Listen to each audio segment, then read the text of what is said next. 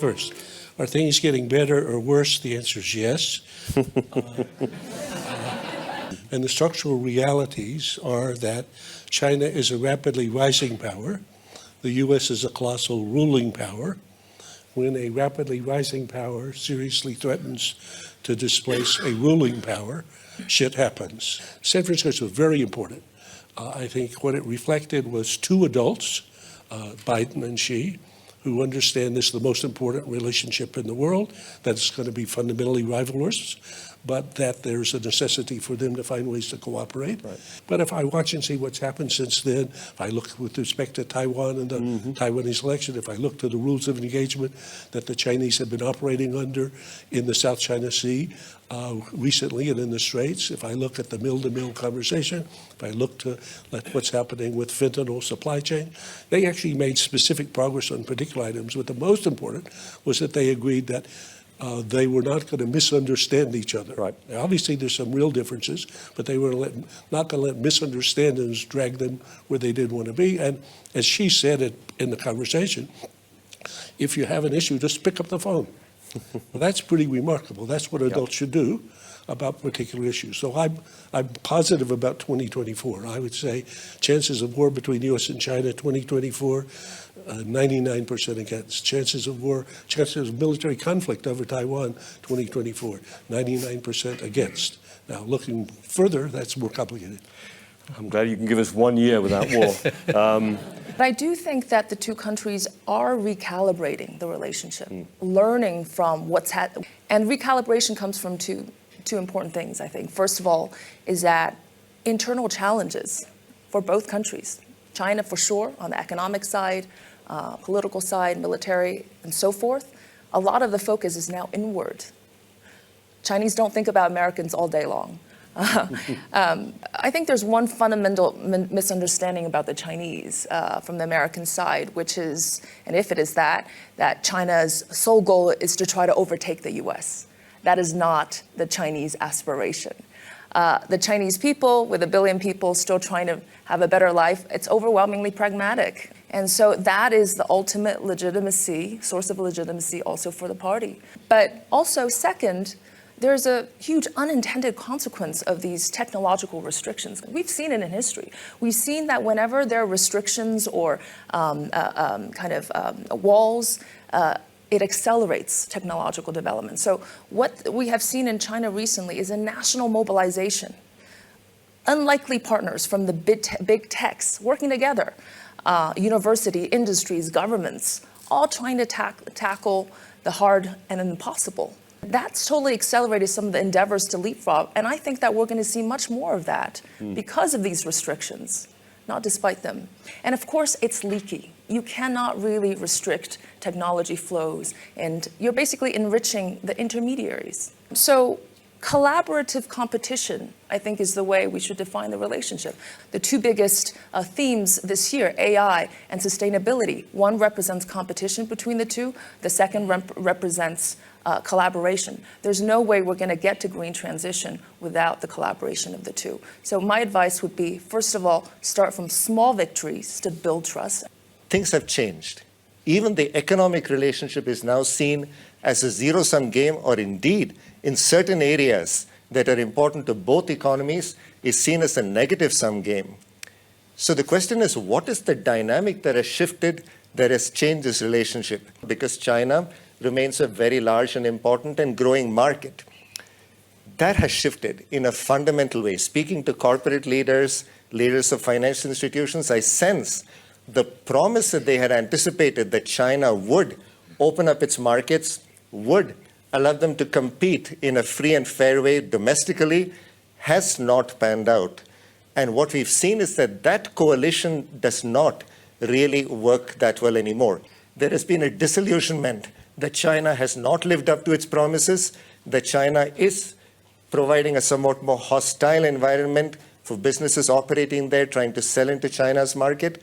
So that, I think, is a fundamental shift. Right now, when the relationship is framed, as a competitive relationship, it's really, as Isha said, it's really viewed as zero-sum or worse, negative-sum game. Okay, and on top of it, increasingly, where no more ordinary trade of goods and services and technology and data are also viewed almost exclusively from a national security lens. Okay, so then it's very hard to have a balanced, carefully calibrated, healthy, sustainable relationship.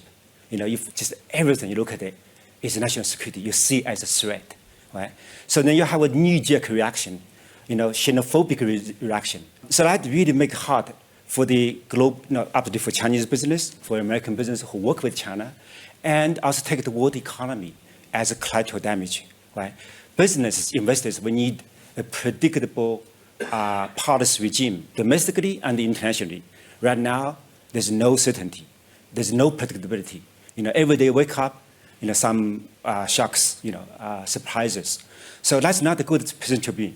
Having said this, however, actually, I don't want to give a sense of doom and gloom.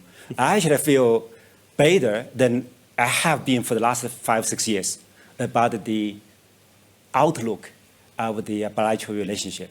First, I do think the Biden President Xi's summit in San Francisco has really put a flaw underneath the relationship. Okay, that's important. On top of it, there's been resumption of, you know, climate talks and military talks. Okay, and the second, you know, last week before we all are gathered here in Davos, there was really consequential election in Taiwan. The election happened in Taiwan. I think it's notable for the absence of drama. Okay, uneventful. I say, well, no war because China is not Russia. Taiwan is not Ukraine. Kerry said, well, you know, the relationship is not going to get even worse because China is turning more inward. I wouldn't use the word inward. So China is not turning inward in the sense of economic strategy or development policy. China is open up more widely. China is single-mindedly focused on domestic economic development as the top national priority.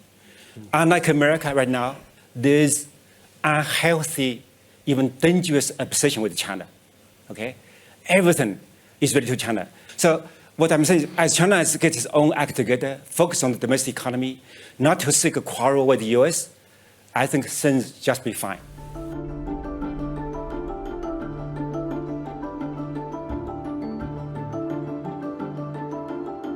What happens if there's a change of administration at the end of 2024 in the US, where those animal spirits, that instinct to put China at the heart of everything, suddenly accelerates? What's your view? I'll give you that killer question. Trump administration type of policy towards China-Taiwan. People are therefore watching fearfully what happens in 2024. As the specter of Trump becoming president by this time next year rises, countries everywhere are beginning to factor in, and I think from the Chinese perspective, since Trump has made very clear that he sees China as the principal adversary. His trade advisor, Lighthizer, is very clear about it. He calls it the lethal adversary. Then if this were real, as one colleague, Chinese that I know very well, said, he said, we're beginning to think maybe he would succeed in decoupling the U.S. from the global economy more than he would do decoupling us. So I would say tighten your seatbelts. It's going to get worse, going forward. And I think in particular for those of us concerned about the U.S.-China relation, we've gone into our silly season in which Americans, and especially American politicians, are even sillier than normal. And the connection between what they say and what they think or any reality has become completely detached. And so you will hear more and more harsh things about China because nobody gets in trouble for being tougher than their adversary, their competitor about China. And I try to tell Chinese, don't take it personally. This is the theater of American politics. And the one sort of reassuring piece is, be sure Trump and Biden will say worse things about their American competitor than they say about Xi.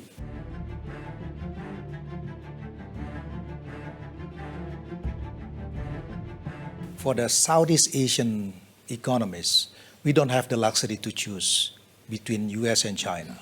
And that's important because China is one of our largest trading partners. It's very significant impact on the trade and economy in Southeast Asia. The second one, if you look at on the many Southeast Asian economies, China has the long-standing investment presence in so many sectors in Southeast Asia. But I get the impression that maybe the policymaker in Washington is a bit difficult to understand our position here.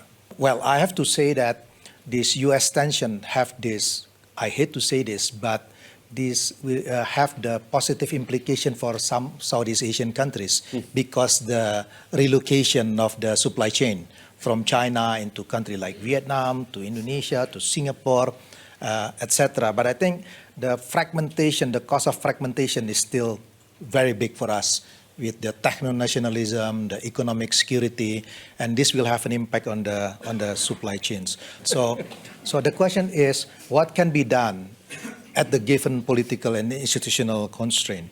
The first one is you mentioned about the RCEP. RCEP itself is not led by China. The idea is there is no single ASEAN countries can deal bilaterally with China. That is why we need agency. We need an entity in which that ASEAN become a hub. So the idea is to have ASEAN with China, ASEAN with Japan, with Korea, and the US. The other thing is try to look at about, and I can give an example of it, try to find the common denominator in which everybody around the table can work together. So let me give an example when Indonesia hosted the G20 meeting in 2022. The tension was so heat related to the Ukraine issue, etc. So, but we tried to find an issue that everyone around the table, everybody around the table will agree to sit together. And the issue was pandemic. At the same time, ASEAN also need to improve their bargaining position through the RCEP. And the other thing is diversification. Yeah, not to rely so much, even though I know this is easier to be said than done, but try to diversify.